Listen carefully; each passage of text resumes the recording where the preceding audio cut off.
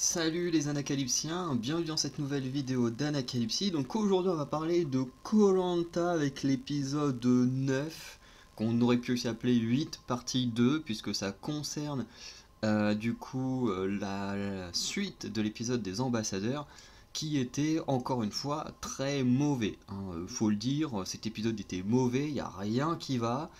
Je vois un peu de tout sur les réseaux sociaux, entre certains qui sont contents du choix de Grace, en mode waouh, c'est trop bien ce qu'elle a fait. Moi, honnêtement, je trouve ça complètement con. On va en revenir. On va revenir dessus, mais je trouve que l'épisode est déjà en lui-même est mauvais, hein. En même temps, c'est le problème cet épisode coupé en deux, c'est qu'ils essayent de garder un temps d'épisode à peu près égal à ceux d'habitude, hein, quand tu as deux épreuves, le conseil, puis des petites parties entre deux. Donc ils essayent de garder ça, mais avec une seule épreuve. Ici le conseil, la semaine dernière du coup une épreuve et les ambassadeurs qui menaient une élimination. Mais c'est rempli de vide, c'est insupportable, hein. Franchement, heureusement que j'avais d'autres choses à faire pendant l'épisode parce que je me suis fait chier comme il n'y a pas. La semaine dernière, je me suis fait chier, là je me suis fait chier. Franchement, il n'y a pas grand chose à redire. Franchement, il se passe rien. C'est juste nul. Et l'épreuve d'immunité, en plus, elle n'est pas passionnante, hein. C'est une épreuve d'immunité où, plus ou moins, on se fait un peu chier, quoi. C'est le genre d'épreuve qui est cool quand t'as une deuxième épreuve dans l'épisode qui est un peu plus dynamique, où il se passe des choses. Parce que même là, si on avait eu l'épisode en entier des ambassadeurs, mais les épreuves, on se serait fait chier. Les paresseux, c'est un truc statique où t'attends et du coup c'est chiant à regarder. Même si ça fait des beaux records parfois, c'est chiant à regarder, hein, faut le dire. Et là, le jeu des grappins, bah c'est pareil, c'est pas passionnant à regarder. Juste regarder les gens lancer un grappin et puis tirer sur le grappin, c'est pareil, c'est une genre d'épreuve où tu te fais chier à regarder, quoi. Et franchement, je suis hyper déçu de cet épisode. Alors je m'attendais à ce que ça soit mauvais, parce que bah, épisode coupé en deux, c'est forcément pas dingue, hein, faut le dire. Bon, c'est pas pire que la finale, hein, où s'ils nous recoupent la finale en deux, on va se taper un épisode de plus d'une heure juste sur les poteaux, qui vont être très très très chiants. Voilà, donc ce sera encore pire que ce qu'on a eu là. Mais voilà, quoi, faut vraiment que la production arrête avec les épisodes coupés en deux. Et il faut aussi qu'ils arrêtent avec de spoiler dans les teasers. Enfin, pas forcément les teasers, mais dans la bande-annonce. Parce que franchement, il y a des gens sur internet parce que du coup, il y a eu tout un débat pour debunk, savoir ce qui allait se passer, sur quel allait être ce truc qui n'est jamais arrivé avant dans koh. Et du coup, il y en a qui ont facilement trouvé la réponse, c'est que quelqu'un allait abandonner parce que Quentin, dans le générique, on le voyait apparemment faire l'épreuve du tir à l'arc. Épreuve qui n'est pas encore passée, qui est toujours une épreuve en solitaire. Je me demande si elle n'a pas déjà été fait une ou deux fois. Non, je crois que ça a toujours été en solitaire. J'ai pas le souvenir. Non, je crois pas que ça a été fait par équipe, mais je me souviens qu'il y a des fois où ils étaient quand même très nombreux à faire l'épreuve, mais je crois que c'était juste après réunification. Bref, en tout cas, apparemment, le générique, alors moi, je le regarde pas parce que c'est chiant, et que j'ai pas envie d'être spoilé de qui va où, mais apparemment, on le voyait faire l'épreuve du tir à l'arc. Et ce qui me fait marrer, c'est que la production, eux, avant que la saison elle sorte, ils étaient en mode bon bah nous on a fait notre travail, on a empêché les gens de deviner ce qui allait se passer, juste en mettant tous les bandanas en gris. Sauf que on s'en bat les couilles de savoir dans quelle équipe vont être les futurs candidats. Nous, ce qu'on veut, c'est que vous nous spoilez pas jusqu'où vont les candidats. Parce que c'est vrai que quand je vois quelques images du générique, effectivement, il y a des aventuriers, on sait déjà à peu près jusqu'où ils vont. Donc tu sais que tant que telle épreuve n'est pas passée, bah, on sait qu'ils sont toujours là. Donc il va vraiment falloir qu'ils apprennent à faire leur générique mieux que ça. Parce qu'il y en a bah, du coup qui analysent le générique à fond et du coup qui spoilent absolument tout. Alors c'est pas vraiment de leur faute, hein, parce que du coup c'est quand même TF1 qui leur donne matière à créer du spoil. Mais c'est hyper relou, faut vraiment qu'ils fassent plus attention à ça. Parce que voilà, c'est très très chiant. Ça avait été le même cas avec Rudy, quand Rudy avait été éliminé. On le voyait dans la bande-annonce ou dans le teaser. Il y avait une image où on le voyait faire une épreuve où ou qu'on n'avait pas encore vu, donc on savait que Rudy d'une manière ou d'une autre allait revenir. Donc il faut vraiment que TF1 fasse plus attention à ça parce que ça gâche totalement l'histoire, parce qu'on se doute très bien qu'il va se passer un abandon, un problème médical, et c'est chiant parce qu'on peut pas vivre l'aventure et être surpris en même temps que les candidats parce que bah, la production spoil tout à travers ces images. Bref. En tout cas, comme je disais, pas grand chose d'intéressant à dire de cet épisode. On est revenu sur la partie ambassadeur. Donc on nous a remontré Quentin et Grace retirer, montrer les boules, c'était pas intéressant, franchement, c'était nul. On a Frédéric qui dit qu'il va jouer un double jeu, voilà, qui va suivre les ex jaunes et faire en sorte de diriger un peu les voix des rouges de manière à ce que les ex jaunes restent quand même en supériorité dans les votes. Voilà, alors chose qu'on savait déjà dans l'épisode précédent, donc en soi, c'est pas qu'on en a rien à foutre, mais c'est juste qu'on le sait déjà, on n'a pas besoin de nous le redire. Et ce qui fait qu'en plus, si on a vu un épisode complet, bah, soit cette scène-là aurait sauté, soit la scène de l'épisode précédent où Fred et Nicolas sont en mode bon allez ok on continue toujours, puissance 4 machin. Et il y aurait forcément eu un de ces deux trucs là qui aurait sauté si on était dans un épisode euh, normal. Mais là, comme c'est un épisode splitté, bah, on nous rabâche des choses qu'on sait déjà, qu'on nous a déjà dit la semaine dernière. On développe un peu plus, mais on sait très bien que Frédéric il va voter avec Nicolas et pas contre lui, puisque voilà, le club des quatre, t'en as deux qui sont chez les ex-rouges, deux qui sont chez les ex-jaunes. Donc on se doute bien que d'une manière ou d'une autre, ils vont trouver un moyen de voter ensemble. Sans forcément se faire griller dès le début, parce que ce serait complètement con de montrer dès le début qu'il y a toujours des alliances. Donc voilà. Il y a aussi un moment, ça m'a saoulé. On a passé au moins 3-4 minutes juste à nous dire, bah Clémence, globalement, qu'est-ce qui se passe pour elle? Franchement, on n'en avait rien à faire. En plus, c'est quelque chose qu'on savait déjà de l'épisode précédent, donc qui est toujours lié à celui-ci, donc des infos qui à nouveau se répètent en mode oui, mais Clémence, on sait pas trop quoi faire parce que elle s'entend super bien avec Elena, elle voudrait pas voter Elena, machin, alors que c'est une ex jaune. Bref, on en a déjà eu la conversation là-dessus la semaine dernière, c'est pas intéressant parce qu'on le sait déjà. Encore une fois, je dis, hein, si les deux épisodes avaient été en un seul, soit la partie de la semaine dernière, soit cette conversation sur Clémence, elle aurait sauté, parce que ça sert à rien de répéter deux fois la même information. Et là, bah, globalement, ils nous répètent deux fois la même information, on en a absolument rien à foutre. Les ambassadeurs reviennent, Quentin et Grace vont plus ou moins nous expliquer ce qu'il s'est passé, que la conversation a été extrêmement... Enfin, que très rapidement la conversation se sont rendus compte que ils allaient forcément aller à la boule noire, mais que voilà. Je pense que c'est aussi la production qui force à ce que la conversation dure un certain nombre de temps, alors qu'il n'y a pas besoin, hein. Quand les gens veulent aller à la boule noire, il n'y a pas besoin de discuter, parce qu'on a bien vu que la discussion des ambassadeurs cette année ne servait à rien. Voilà, hein, à part Grace qui est en mode faut éliminer Anne-Sophie et Esteban, parce que c'est des ex-rouges, que je les connais pas, j'aurais pas envie de les connaître, donc tant qu'ils dégagent. Voilà. Quentin qui est en mode bah oui mais pourquoi pas éliminer Tania parce que voilà elle est dans le même cas que Anne-Sophie Esteban, c'est pas non plus la meilleure aventurière. Et puis globalement grâce tous les arguments qu'elle donnait contre Esteban et Anne-Sophie étaient des arguments qui pouvaient être très facilement retournés contre Tania ou contre elle-même, hein, on va revenir dessus juste après. Et du coup, la conversation, elle était complètement nulle, les arguments étaient complètement nuls, hein. Les gens sur internet étaient en mode waouh, Grace, superbe ambassadrice. Bah non, parce qu'un bon ambassadeur, globalement, il est censé bien défendre ses alliés et essayer d'éliminer quelqu'un de l'équipe d'en face. Ça, c'est un bon ambassadeur. Et du coup, là, on n'a pas du tout eu ça, parce que tous les arguments qu'elle utilisait étaient réutilisables contre Tania de sa propre équipe. Donc c'est que ces arguments n'étaient pas si bien que ça. Voilà, à part l'argument sur Esteban, sur le fait qu'il joue pas à fond, ça fonctionne bien. Mais dire machin est pas assez doué et tout, pas assez bon dans les épreuves, bah clairement ça, boum, tu le en balance direct sur Tania et ça fonctionne extrêmement bien. Et en plus tu prends les dernières épreuves, ça fonctionne très bien sur Grace également. Donc voilà, pas hyper bonne ambassadrice.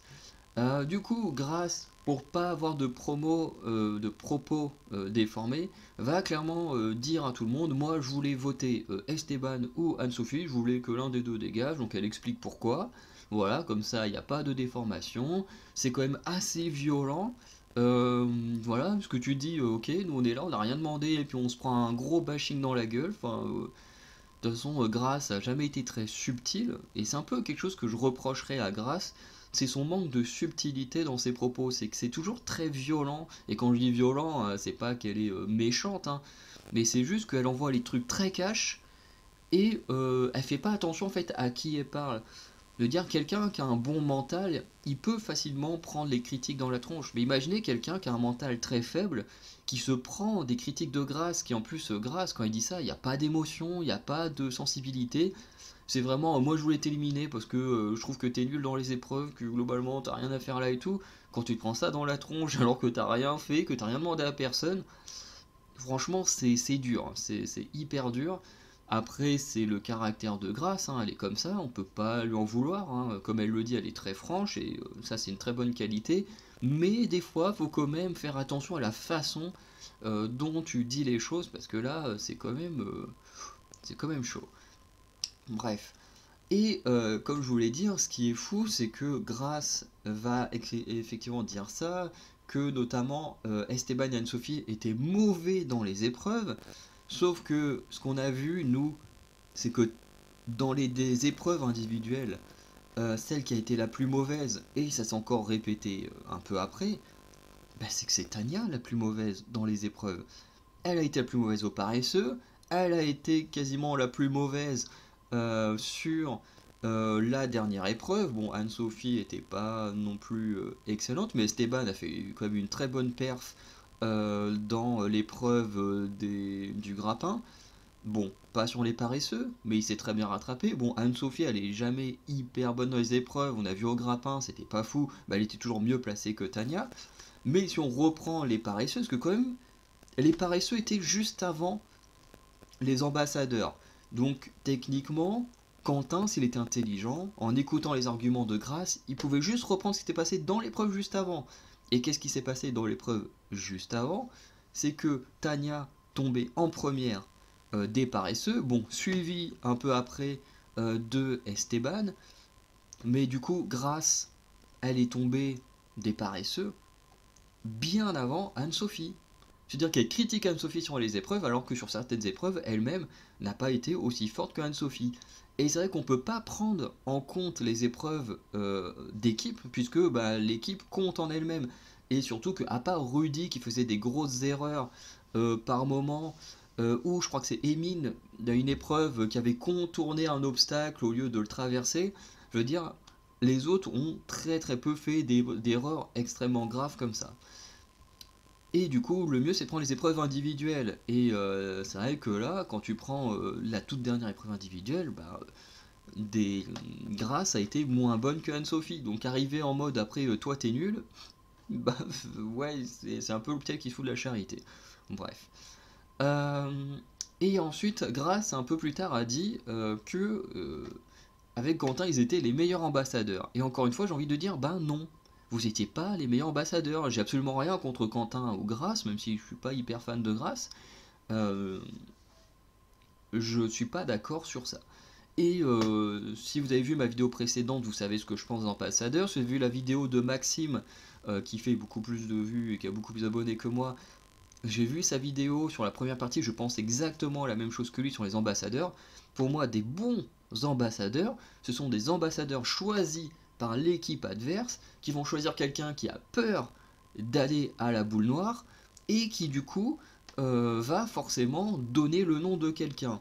Et du coup, va forcément y avoir du débat, y avoir une conversation constructive, parce que là, la construction n'était pas constructive, c'est juste Grace qui a trash talk Esteban et Anne-Sophie et qui n'a laissé aucun moment à Quentin de vraiment parler, de vraiment dire des choses, et qu'il essayait de l'ouvrir, elle lui en mettait plein la gueule. Et en plus, comme dit Maxime, ils sont censés être amis.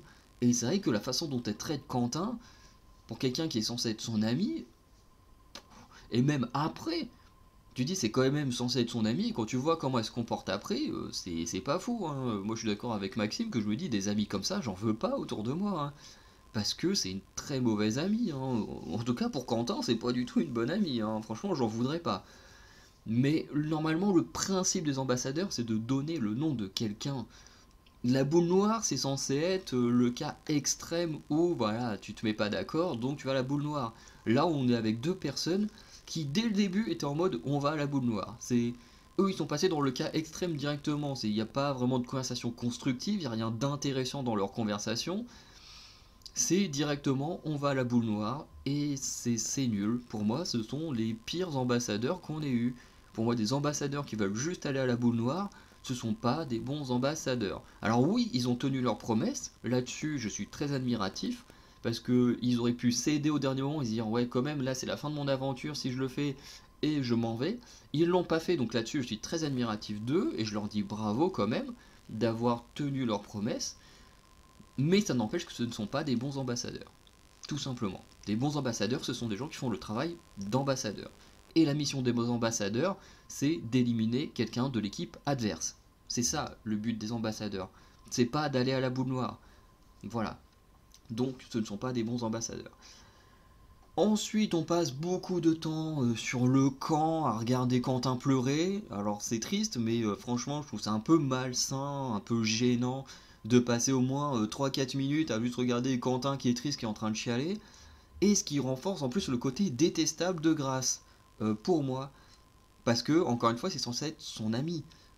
C'est censé être son ami. Et elle attend que Denis vienne, que Denis en plus il en rajoute une couche sur Quentin, et qu'au moment de lui dire bon bah voilà il va être temps d'y aller, que Grace hop là elle est en mode ok bah finalement je veux partir. Moi j'ai été aux ambassadeurs parce que j'espérais globalement tirer la boule noire, parce que je veux retrouver ma famille.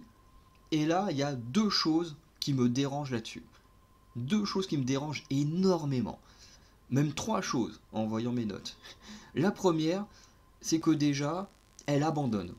Je déteste les aventuriers qui abandonnent. Parce que il y a des milliers de personnes qui ont envie de faire l'aventure, moi y compris. Et voir des gens qui ont été castés, qui en plus, comme Grace, qui était hyper arrogante, hein, parce que beaucoup critiquaient l'arrogance de Helena, qui en a quand même beaucoup perdu avec les épisodes, mais ça n'a pas empêché que les gens ont continué à détester Helena, alors que Grace était beaucoup plus arrogante, mais que tout le monde l'adorait. J'ai jamais compris pourquoi il n'y avait pas une égalité dans la façon de traiter les deux aventurières. Pourquoi est-ce que Helena, quand elle a eu des propos un peu arrogantes, tout le monde l'a détestée, alors que Grace, qui a eu beaucoup plus de propos en étant arrogante, était adorée. Pour moi, c'est soit vous aimez les deux, soit vous aimez pas les deux. Sur ce critère-là, c'est complètement débile d'en aimer une et de pas aimer l'autre, sur exactement le même critère qui est l'arrogance. Bref. Mais pour moi, déjà, quelqu'un qui vient, qui abandonne, pour moi, c'est pas possible. Il y a des milliers de personnes qui veulent faire l'aventure. Vous pouvez pas aller abandonner et prendre la place de gens qui, eux, n'auraient pas abandonné. Et là, on a quand même deux abandons dans la saison, Benjamin et Grace. Et pour moi, ça me dérange. Que des gens abandonnent, ça me dérange. Beaucoup de gens ont le rêve de faire cette aventure, et eux, ils viennent, ils prennent la place, ils abandonnent, et pour moi, c'est pas possible. Pour moi, c'est pas possible. En deuxième, les critiques de Grace envers Esteban. Elle est là en train de le critiquer, de dire que globalement il n'a pas le mental pour faire l'aventure, que même Pura de Sophie elle a un peu critiqué le fait qu'elle n'était pas faite pour l'aventure et tout ça. Elle va dire que Esteban il est pas à fond, que voilà elle a pas envie de le d'orloter, d'être là, le soutenir en mode voilà faut que tu te donnes à fond, faut que tu sois là pour l'aventure. Sauf que elle abandonne. Esteban, ok, il se donne pas à fond, mais il abandonne pas. Donc tu critiques quelqu'un sur son mental alors que t'es plus mauvais que lui sur le mental. Parce qu'au final, Esteban il abandonne pas. Donc c'est à dire qu'au final, même s'il se donne pas à fond, il a quand même un meilleur mental qu'elle. Et elle ose le critiquer pour abandonner. Ça me dérange. Et troisième chose, c'est son comportement envers Quentin. Je veux dire, censé être son ami.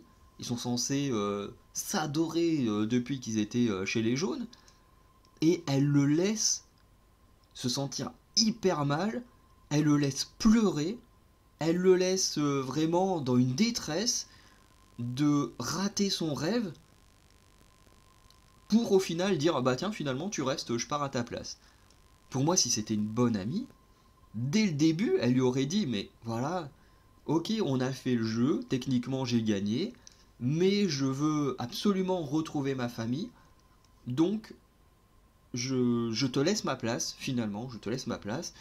Et en plus du coup, je veux dire tu peux pas laisser un ami en détresse pendant ça a sûrement duré du temps, le temps qu'ils reviennent sur l'île, qu'ils racontent le truc, que Quentin aille pleurer dans son coin. Je veux dire, mais c'est quoi cette amie? Elle a même pas été le soutenir, elle a même pas été le voir pendant qu'il pleurait. C'était que les ex-rouges qui ont été le voir. Pour quelqu'un qui se dit être son ami, je veux dire, c'est n'importe quoi. Et en plus de ça, les ambassadeurs n'ont servi strictement à rien. Elle a trash talk des aventuriers pour rien, pour au final abandonner et se montrer bah, du coup moins efficace et moins aventurière qu'eux. Bref, très très déçu de Grace. Et très déçu de ce truc qu'on nous disait, waouh, première chose qui arrivait dans l'histoire de koh. Alors, oui et non. Parce que faut remettre les choses en contexte. Hein. Denis lui dit oui, c'est une première fois que ça arrive dans l'histoire de koh.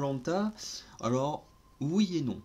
Parce que le fait que quelqu'un abandonne pour laisser sa place à quelqu'un, c'est pas une première. C'est déjà arrivé.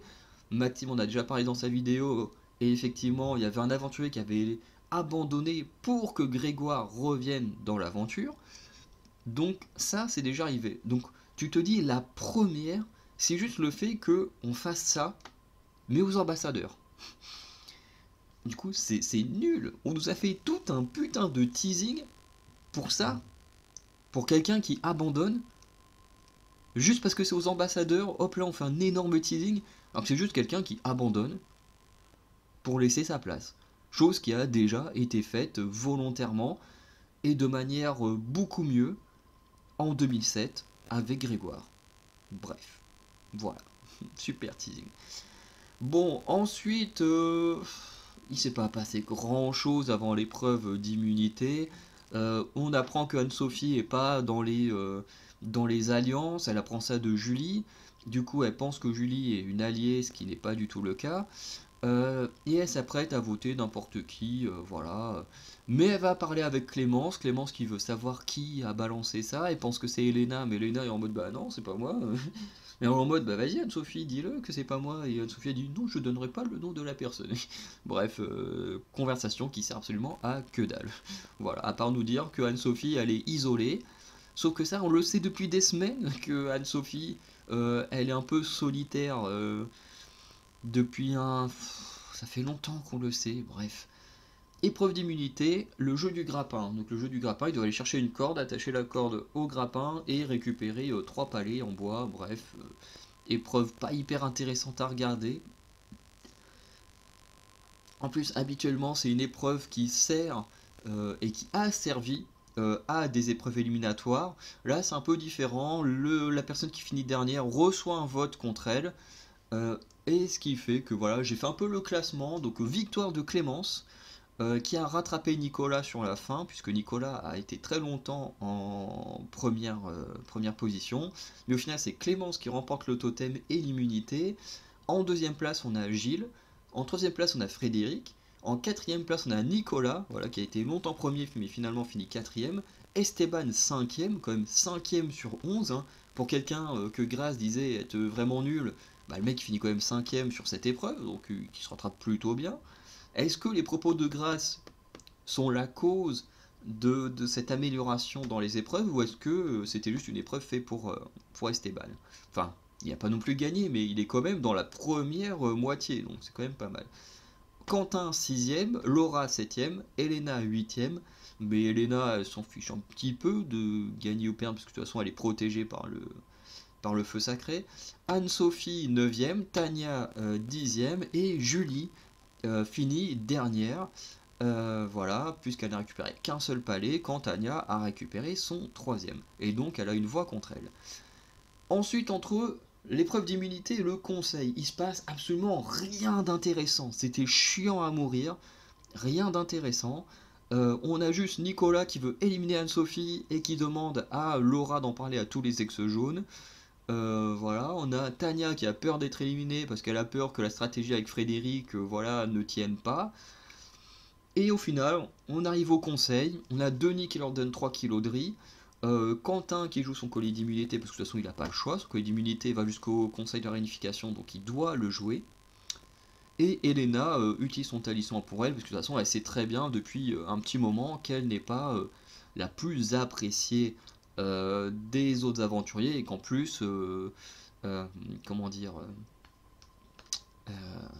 en plus elle est une ex-rouge et que les ex-rouges ils sont plus hyper nombreux. Bref, on se retrouve avec 6 voix contre Anne-Sophie, 3 voix contre Tania, 3 voix contre Julie, dont la voix de l'épreuve qu'elle a perdue. Et voilà, du coup, Anne-Sophie est éliminée, donc elle est assez surprise qu'il y ait autant de voix contre elle et que les voix sont splittées sur Julie et Tania. Frédéric va utiliser une excuse pour, comment dire, pour un peu se défendre la stratégie des ex-rouges et éviter voilà, que son équipe soit trop. Enfin, que sa stratégie soit trop mise en péril par rapport aux puissances 4 ou les 4 fantastiques, les 4 mousquetaires, parce qu'apparemment toutes les 5 minutes ça change leur nom d'équipe au Quatuor. Mais du coup, il dit que oui, on a splitté les voix entre Tania et Julie parce que à la dernière seconde, parce qu'on a cru comprendre que les jaunes allaient également splitter les voix, machin. Tu dis, mais Anne-Sophie, elle accepte ça. Et tu dis, mais c'est complètement débile. C'est complètement débile comme argument. Parce que si t'apprends que tes adversaires vont splitter les voix, ben clairement, faut mettre toutes les voix sur une personne. C'est que t'as clairement l'occasion d'éliminer quelqu'un. Anne-Sophie, elle a pas compris ça. Elle est en mode, oh ok, je comprends. Et tu dis, mais t'es complètement con, vous êtes tous cons là-dedans. Je veux dire, tu splittes pas les voix dans ton équipe si tu sais que les autres ils vont le faire. Ou alors tu les splits mais de mieux que ça. On veut dire, c'est complètement con. Tania, elle accepte l'excuse alors que l'excuse elle est complètement pétée et elle fonctionne absolument pas du tout. Parce que, encore une fois, personne n'irait splitter ses voix si en face, tu sais que eux ils vont les splitter. Tu sais que là, t'as un gros coup à jouer et tu le joues. Enfin, je veux dire, c'est complètement con. Bref, Anne-Sophie donne son vote noir à Julie. Julie qui a l'air assez surprise parce que j'ai cru voir sur les réseaux sociaux que Julie avait voté pour Anne-Sophie. Donc, ouais, Anne-Sophie est totalement à côté de la plaque. Bon, après, on peut quand même mettre qu'il y a aussi l'émotion. Elle vient juste de se faire éliminer. Elle est un peu sous le choc parce qu'elle s'y attendait pas. Euh, voilà, donc on peut mettre que voilà, le temps que tout se remette en place, voilà, on peut comprendre quand même voilà, que pour elle là, c'est un coup difficile à gérer. Et puis en plus, le fait que Julie lui ait parlé du fait qu'elle était en danger et tout ça, elle a dû croire que Julie voulait l'aider et non l'éliminer. Donc voilà, donc, il y a un peu ce côté-là aussi, la stratégie de Julie qui a plus ou moins fonctionné. Bref, un épisode que j'ai détesté, où vous avez vu, je me suis beaucoup énervé parce qu'il y a tellement de choses qui ne vont pas, plus épisode coupé, bref, je me suis fait chier à mort, franchement, j'en pouvais plus. J'étais très content quand ça s'est arrêté parce que c'était une torture. C'était une torture cet épisode, donc voilà. On va s'arrêter là. N'hésitez pas à me dire en commentaire ce que vous avez pensé de cet épisode. Et sinon, on se dit à très bientôt. On se retrouve en fin de semaine pour la finale de Pékin Express, que j'ai très très hâte de voir. Et sinon, ben voilà, on se dit à bientôt. N'hésitez pas à aller voir l'onglet communauté pour voir les vidéos qui sont sorties pendant la semaine. Et sinon, on se dit... non, ça je l'ai déjà dit. Donc, passez une bonne journée, une bonne soirée. Ciao.